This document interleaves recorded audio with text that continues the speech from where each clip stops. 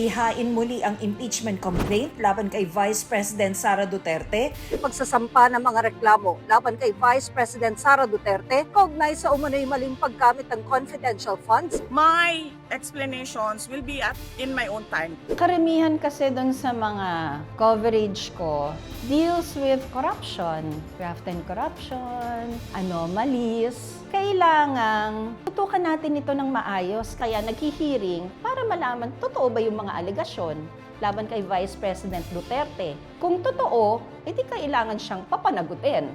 Kung hindi naman totoo, edi kailangan malinis yung pangalan niya.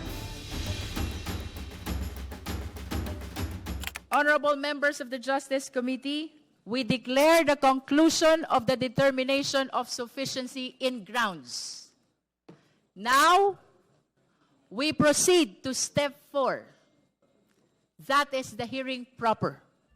Apat talaga yung inihaing impeachment complaint ngayong taon, pero yung unang dalawa ay kumbaga parang hindi na yon pinansin. Isinantabi yon ng House Committee on Justice dahil filed before the dapat na date daw. With 22 votes in the affirmative and 10 votes in the negative, with 0 abstention, the chair set aside the first impeachment complaint, so ruled. That is Cabrera impeachment complaint, sufficient in form, so ruled.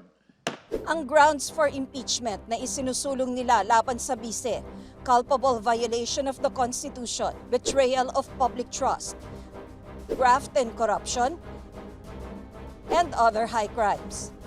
Nakabase ito sa umano'y maling paggamit ng confidential funds. My explanations will be in my own time. Hindi sa panahon kung kailan gusto ng mga members of the House of Representatives. Well, since sufficient in form at sufficient in substance, yung mga complaints, ang next doon ay bibigyan si VP ng 10 calendar days para mag-submit ng kanyang answer doon sa impeachment complaints. Sa consolidated verified answer ad cautelam ni Duterte, pinulaan niya ang komite dahil may double standard daw ito sa pagtalakay ng impeachment complaint sa kanya at kay Pangulong Marcos. Wala raw nakalagay sa reklamo na ultimate facts na kailangan sa isang impeachment complaint at nalabag daw ang kanyang karapatan sa due process. The third impeachment complaint, the Zabalia et al. Impeachment complaint, sufficient in grounds. The fourth impeachment complaint is declared sufficient in grounds. Sa part ng House of Representatives, yung House Committee on Justice, base na rin sa decision ng Supreme Court, kailangang mag-hearing. Kailangang bigyan ng due process si Vice President Duterte. Medyo mahirap sundan nga kasi kunyari may mga terms na ginagamit lang ng mga abogado kapag nagde-deliberate yung House Committee on Justice. May mga binabanggit yung mga miyembro ng House Committee on Justice na nexus. Ha? Ano daw, nexus? First time natin marinig ito sa isang deliberation.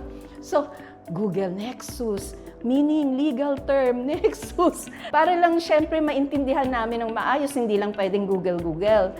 So, kailangan tanungin mo yung mga kongresista, ano po ba yung meaning nito? Anong significance nung pinag-usapan nyo kanina? So, importante rin para sa ating lahat na masundan yung impeachment proceedings kasi 2 words, truth and accountability.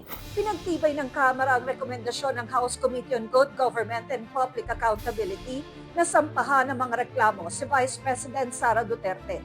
Dahil yan sa umano'y maling paggamit ng 500 million pesos na confidential funds ng Office of the Vice President at ng mahigit 112 million na confidential funds ng Department of Education noong kalihim pa nito ang bise. Dito, kaya naghihiring para malaman totoo ba yung mga alegasyon laban kay Vice President Duterte. Kung totoo, edi kailangan siyang papanagutin. Kung hindi naman totoo, edi kailangan malinis yung pangalan niya, katotohanan at pananagutan. Very challenging yung impeachment coverage kasi dun sa physical level, pagod ka eh. Kasi Yung isang committee meeting ng House Committee on Justice, matagal yun, hindi lang yun isang oras. Doon ka na kumakain din, habang nagda-notes ka, kumakain ka. Nakaganito yung cellphone ko. May ganyan. Kasi, kailangan sundan ko yung hearing. Kahit nagsi-CR ako, nagtututbrush ako. Wait, anong sinabi? Tapos, mentally, mahirap din kasi ang daming impormasyon na lumalabas doon sa committee deliberations na kailangan mong salain alin ba yung importante dito na malaman nating mga ordinaryong tao. Sino ba yung nagsabi ng pinakamagandang argumento o kaya pambasag ng argumento ng kasama niyang congressman. Pagkatapos pa ng napakahabang hearing, may press con. So, doon, may pagkakataon ka para linawin. So, anong mangyayari after nung nangyari doon sa hearing kanina? Dito kasi sa impeachment, malinaw na may dalawang panig na nagbabanggaan. May nag-aakusa, inaakusahan. So, ang challenge is, kailangan balanse, di ba? Kung bigyan mo ng airtime, bigyan mo ng panig, yung complainants, syempre dapat may sagot din yung inirereklamo nila. Ang challenge kasi minsan, may isang panig na talagang nagsasalita, nagpapa-interview, pero meron ding panig na scene zone ka lang. Yung ang dami mo ng message, tapos pati mga kasama nila, minessage mo na for reaction, for their side, in the interest of fairness, may we get your reaction. Tinawagan mo na. Pag ganon, sasabihin natin na sinikap natin talagang kunin yung panig nila. Sinisika pa naming hinga ng pahayag si Duterte. At may resibo tayo. Meron tayong logs ng calls, meron tayong messages na pinadala natin sa kanila. Siyempre, dahil government official sila, you have to be respectful all the time. Kahit ano yung mga ibinabatong batikos doon sa ini-interview mong tao, kailangan ay diplomatic pa rin yung pagtatanong mo.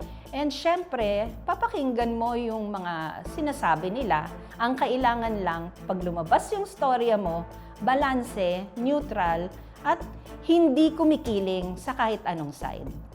Mahalaga kasi yung impeachment sa ordinaryong tao dahil ang pakay nga nito ay katotohanan at kung may katotohanan yung mga alegasyon, papanagutin yung nagkasalang official. Karamihan kasi doon sa mga coverage ko deals with, kunyari, corruption, graft and corruption, anomalies. Kailangang tutukan natin ito ng maayos kasi pera natin to eh. Pera ko to, tax ko to. Tapos hindi nila ginagamit ng maayos. So dapat, tutukan mo rin yon. Tapos, syempre, meron ka ring mga aral na mapupulot. Meron ka ring mga natututunan everyday na bago. Mahirap maging journalist, hindi siya 8-hour job lang eh. High school pa lang, naramdaman ko na yung kagustuhan na magsulat, na maging reporter. So, nung naging reporter ako, yun ang fulfillment ko. Kahit maliliit na bagay na magbibigay sa'yo ng fulfillment. Kunyari, maka-exclusive ka. Malaking bagay yon. Masaya yon, masarap sa pakiramdam ng reporter yon. O kaya yung hinahabol ng maraming tao na interviewee, aba, ikaw ang piniling kausapin, o di win. So yung mga small victories everyday, merong mga binibigay na fulfillment.